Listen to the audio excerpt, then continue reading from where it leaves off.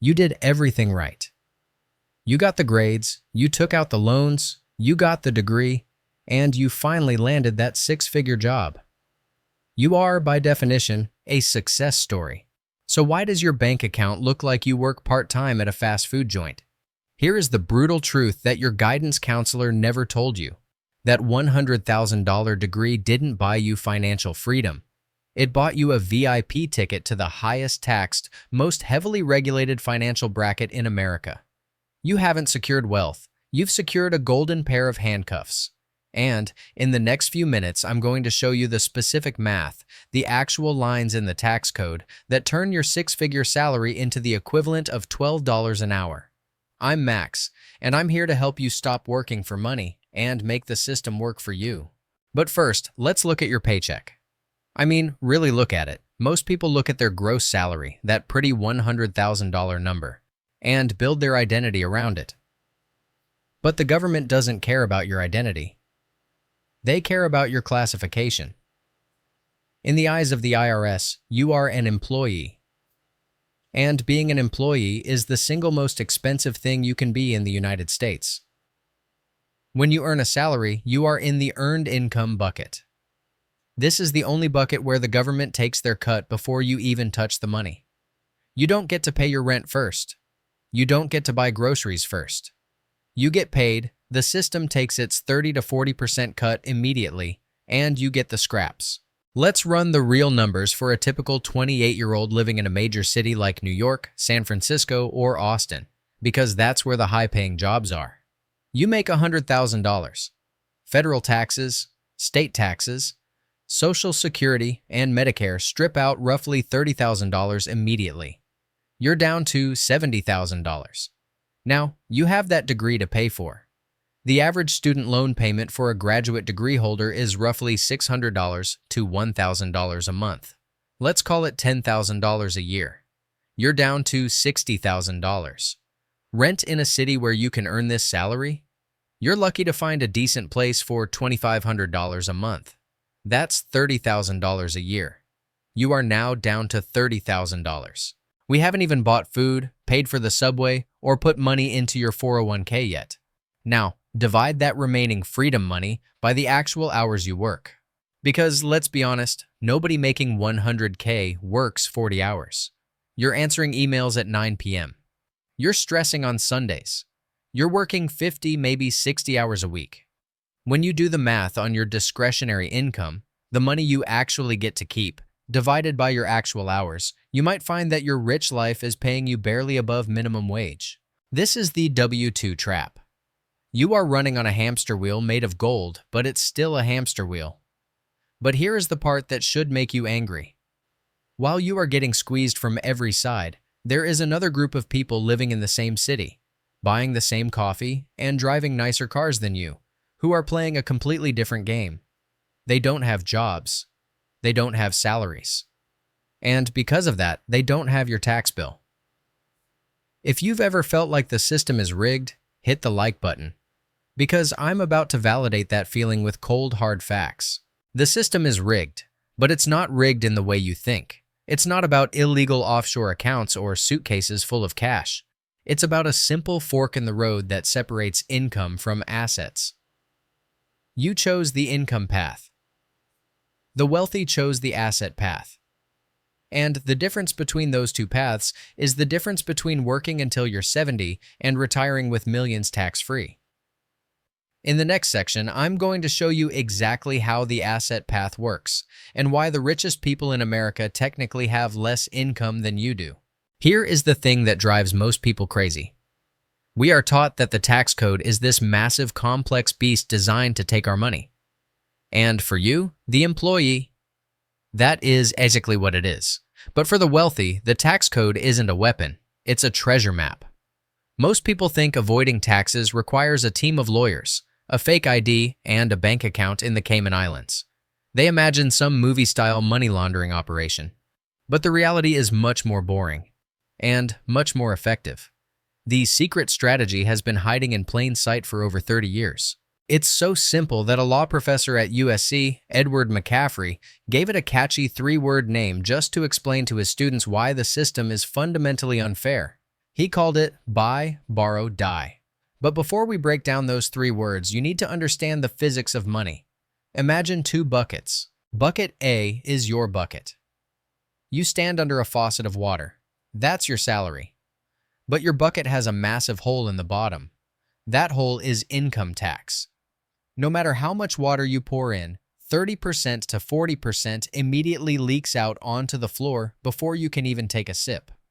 You are constantly running just to keep the water level steady. Bucket B is the wealthy bucket. It's sealed tight. No holes. When water goes in, it stays in. Why? Because the wealthy do not work for income. They acquire assets. And this is the fundamental rule that separates the 100K earner from the millionaire.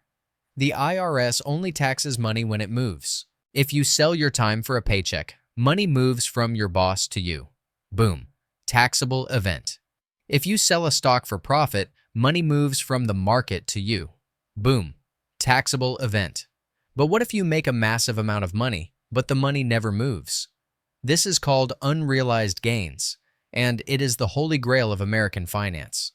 Let me give you an everyday example. Let's say you buy a house for $500,000. 5 years later, the market goes crazy, and Zillow says your house is now worth $1 million. On paper, you just made $500,000. You are $500,000 richer. But did the IRS send you a bill for that $500,000 gain? No. Did you have to write a check to the government? No. Why? Because you didn't sell the house. That $500,000 is unrealized. It's real wealth. It adds to your net worth. It makes you rich. But to the taxman, it simply does not exist. It is invisible. Now, take that logic and apply it to everything. The ultra-wealthy aren't hoarding cash in a vault like Scrooge McDuck. Cash is trash. Cash gets eaten by inflation. They are hoarding assets, stocks, real estate, businesses, art. They buy these assets. Phase 1, buy. And then they just sit there. They watch the line go up. Their net worth explodes from $1 million to $10 million to $100 million. And because they never sell, they never trigger a taxable event. To the IRS, a billionaire holding $1 billion in Amazon stock technically has an income of $0. This is why you see headlines about billionaires paying less tax than a school teacher. It's not because they are cheating on their tax returns. It's because their wealth isn't income. It's growth. And in America, growth is free. Income is expensive. But right now, you're probably spotting a massive flaw in this plan. You're thinking, okay, sure, I have a house worth $1 million, or stocks worth $1 million, but I can't eat a house. I can't pay for groceries with a share of stock. If I want to actually spend that money, I have to sell the asset, and the moment I sell, the IRS attacks. You are absolutely right. That is the liquidity paradox. You can be rich on paper, but broke in cash. So, how do the wealthy solve this? How do they live in mansions, drive Ferraris, and fly private jets without ever selling their assets and triggering a tax bill? The answer involves a financial magic trick that turns the banking system on its head. It turns debt, something you've been taught to fear, into the ultimate source of tax-free cash. If I walked up to you and handed you a suitcase containing $1 million in cash, you'd have a great day. But the IRS would have an even better day, because that is taxable income. They'd want their cut immediately. But what if I handed you a credit card with a $1 million limit? You go out and buy the Ferrari, the watches, the vacations. You just spent $1 million. But did you earn income? No. You incurred a debt. And here is the golden rule of the American tax code. Debt is not taxable. In fact, debt is the opposite of income. It's a liability. The government doesn't tax you for borrowing money. They only tax you for making it. This brings us to phase 2. Borrow. This is where the wealthy flip the script on everything you've been taught about money. Growing up, you were told that debt is bad. Debt is slavery. You were told to pay off your credit cards. pay off your student loans, and be debt-free. And for you, that is excellent advice. Why? Because when you borrow money, you are using consumer debt. You are borrowing on a credit card at 22% interest or a personal loan at 12%. You are borrowing against your future labor. The bank knows that if you lose your job, you can't pay them back. That makes you risky. That makes your debt expensive. The wealthy don't use consumer debt. They use what's called a securities-backed line of credit, SBLOC. Remember that $1 million portfolio of stocks we talked about? Instead of selling the stocks to buy a car and paying $50,000 in capital gains tax, the wealthy investor walks into the bank and says, "I'm not selling, I'm pledging." They pledge their portfolio as collateral. The bank looks at that $1 million in Amazon or Apple stock, sees it's liquid and stable, and says, "Great, here is a checkbook linked to your assets. The interest rate is so far plus 1%. In 2026 terms, that might be around 5% or 6%. Compare that to the 24% on your Visa card. Now, follow the math, because this is the specific arbitrage that allows billionaires to live for free. Let's say you need $100,000 cash for living expenses for the year. Option A, the sucker's move. You sell $100,000 worth of stock. You trigger a capital gains tax event. Depending on where you live, looking at you, California and New York, you might lose $30,000 of that to taxes. You just destroyed $30,000 of your own wealth just to access your own money. Option B, the pro move. You borrow $100,000 against the stock. You pay 6% interest. That's $6,000 a year in cost. And this is the but that changes everything, your $100,000 in stock is still invested. You never sold it. If the market goes up by its historical average of 8% to 10%, your asset earned $8,000 to $10,000 while you were busy spending the loan money. You paid $6,000 in interest. You gained $9,000 in growth. You literally made a $3,000 profit by borrowing money to buy groceries. Do you see the difference? You are working to pay off a student loan that gains interest faster than your salary grows. They are taking out loans that are cheaper than their asset growth. They are getting paid to borrow money. You are paying to survive. This is the buy-borrow loop. You buy assets, let them grow, borrow against them to live, and use the growth to cover the interest. It's an infinite money glitch. As long as the stock market goes up over the long term, you never have to sell a single share. You never pay a single dime in capital gains tax. You live like a king on borrowed dimes. If this is making your blood boil, good. It should. It means you're paying attention.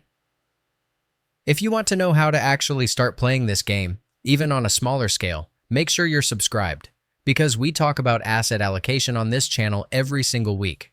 But right now, I know there is a skeptical voice in the back of your head screaming, "Wait a minute, this sounds risky.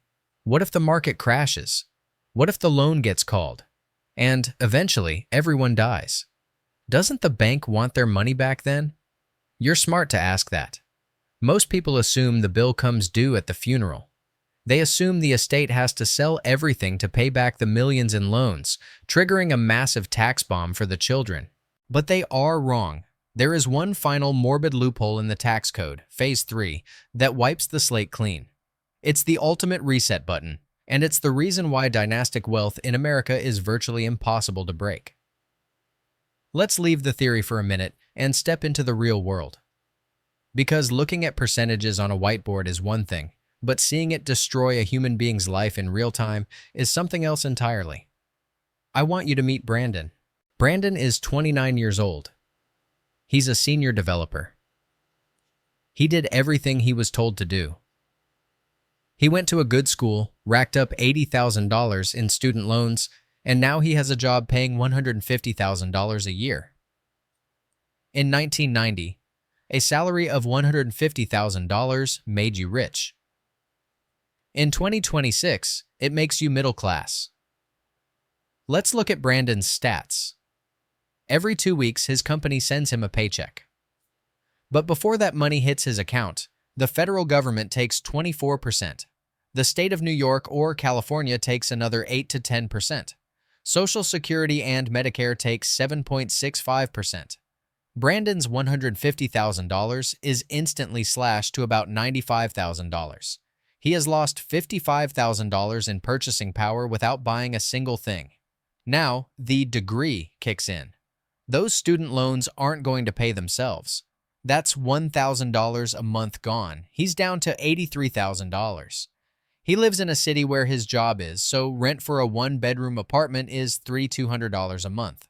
That's nearly $40,000 a year. He is now down to $43,000. Throw in food, utilities, car insurance, and the occasional attempt to have a social life, and Brandon, the guy earning a high income, is saving maybe $10,000 a year if he eats ramen. He is running at maximum capacity, stressed out of his mind, paying an effective tax rate of over 30% on every marginal dollar he earns. Now look at his neighbor, the asset owner. This guy doesn't have a job. He owns a $2 million portfolio of real estate and stocks. This year, inflation was sticky at 3%. For Brandon, inflation is a tax. It made his groceries more expensive and his salary worth less. For the asset owner, inflation is a bonus. His $2 million portfolio went up by 3% just because money got cheaper. He made $60,000 doing absolutely nothing. Did he pay tax on that $60,000? No. Then he needed cash to buy a new boat. Did he save up his salary like Brandon? No. He called the bank. He borrowed $50,000 against his portfolio at 6%. Here is the scoreboard at the end of the year. Brandon worked 2,000 hours, paid $55,000 in taxes. Net worth increased by practically zero. The asset owner worked 0 hours, paid $0 in taxes on his cash flow. Net worth increased because his assets grew faster than his loan interest.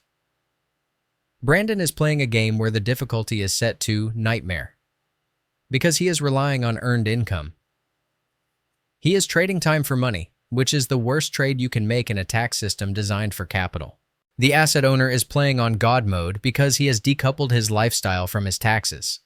This is the middle-class squeeze. You earn too much to get government assistance, but you own too little to access the asset-based banking system. You are stuck in the kill zone, the exact bracket where the IRS extracts the most wealth to pay for the country's infrastructure, which the asset owners then use for free. If you are tired of being in the kill zone, hit the subscribe button, because the only way out is to stop prioritizing salary and start prioritizing equity. But wait, there is still one lingering question. One giant, terrifying loose end. The asset owner has accumulated all this debt. He's been borrowing for 30 years.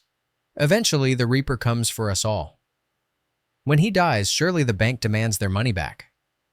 Surely the IRS looks at that massive pile of wealth and says, "Okay, playtime is over, pay up." You would think so. That would be fair. That would be logical. But in the next part, I'm going to show you the final phase, die, and the specific legal loophole that acts as a total system reset, wiping out decades of tax liability in a single heartbeat. There is an old saying we all know. The only two certainties in life are death and taxes. But if you understand the die phase of this strategy, you realize that for the ultra-wealthy, that quote is only half true. They have figured out how to use death to kill taxes. This is the part of the video that usually makes people throw their hands up in disbelief. It is the legal loophole that effectively creates an American aristocracy. It is called the stepped-up basis. Let's go back to our asset owner. Let's call him Grandpa Rich. 40 years ago, Grandpa Rich bought $1 million worth of Apple stock. Today, that stock is worth $11 million. If Grandpa Rich sold that stock while he was alive, he would have a $10 million profit. The IRS would demand about $2.5 million in capital gains taxes. That is a massive bill. Grandpa doesn't want to pay it. So he holds on to the stock until his dying breath. The moment Grandpa dies, a miracle happens in the tax code. The IRS looks at the assets he is passing down to his children. Instead of looking at what Grandpa paid for them 40 years ago, $1 million, they step up the value to what they are worth today, $11 million. The history of that asset is wiped clean. It is a total system reset. Those 40 years of gains? That $10 million in profit that was never taxed? It vanishes. The tax liability falls to zero. Now, his heirs receive the stock with a cost basis of $11 million. If they sell it 5 minutes after the funeral for $11 million, their taxable profit is zero. They walk away with the full amount, tax-free. But wait, what about the loan? Remember, Grandpa spent 30 years living off borrowed money. He might owe the bank $2 million. Most people think this is where the trap snaps shut. Aha! The bank needs their money. Yes, they do. But watch how the heirs pay it. They inherit the $11 million portfolio tax-free. They sell $2 million worth of stock. Because of the stepped-up basis. Do they owe tax on that sale? No. They take that tax-free cash, pay off the bank, and keep the remaining $9 million. Grandpa lived a luxury lifestyle for 30 years without paying income tax. He died. The government forgave the tax history. The kids paid off the debt with tax-free money. And the family wealth actually grew from $1 million to $9 million during the process. This is the infinite reset. It explains why wealth in America is sticky. Once you have enough assets to enter this orbit, the gravity of the tax code stops pulling you down and starts slinging you forward. Meanwhile, if you inherit your parents' 401k, guess what? That is considered income in respect of a decedent. The IRS is going to tax you on every single penny of it as if you earned it at your job. The system isn't just tilted, it's completely inverted. So, where does this leave you? You don't have $10 million. You have a degree, a job, and a realization that the game is rigged. Does this mean you should just give up? Absolutely not. It means you need to stop playing their game by your rules. In the final part, I'm going to show you how to take the red pill on your career and start building your own escape hatch. So, does your $100,000 degree matter? Yes, but only if you stop treating it as a ticket to a lifestyle and start treating it as a shovel. Right now, you are standing at a career crossroads, and it looks a lot like the red pill/blue pill moment. The blue pill is the path you are currently on. You chase the next promotion. You get the master's degree. You upgrade to the luxury apartment because you earned it. You work harder, stress more, and pay more taxes, hoping that one day, if you save enough crumbs from your paycheck, you'll be able to retire at 65. Spoiler alert. In this version, inflation eats your savings faster than you can stack them. The red pill is uncomfortable. It requires you to do something that feels poor now so you can be rich later. It means looking at your six-figure salary not as spending money, but as seed capital. You see, you cannot execute the buy, borrow, die strategy with $500 in your checking account. The banks won't talk to you. You need the critical mass to enter the orbit. So, here is the escape plan. Stop optimizing for income. Start optimizing for assets. Stop asking, how can I get a raise?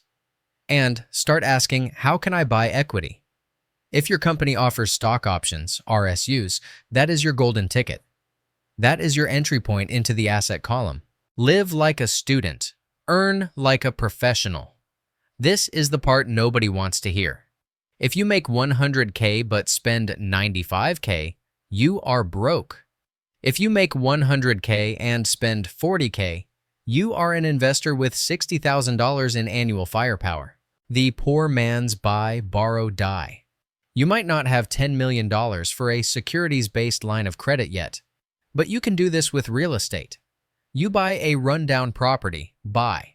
You fix it up so the value rises, appreciation. You refinance the house to pull your cash back out tax-free, borrow. You use that tax-free cash to buy the next one. It's the same mechanics, just a different asset class. Your degree is a tool. But right now, you are using it to build someone else's castle while paying rent to live in the servants' quarters. The system is rigged. The tax code is unfair. You can scream about it, you can vote about it, or you can learn the rules and play the game. The wealthy have been playing three-dimensional chess while you were playing checkers. Now that you know the moves, it's time to clear the board. If you want to go deeper into exactly which assets allow you to detach your time from your money, make sure you are subscribed. We don't just complain about the system here. We dismantle it. Thanks for watching. Class dismissed.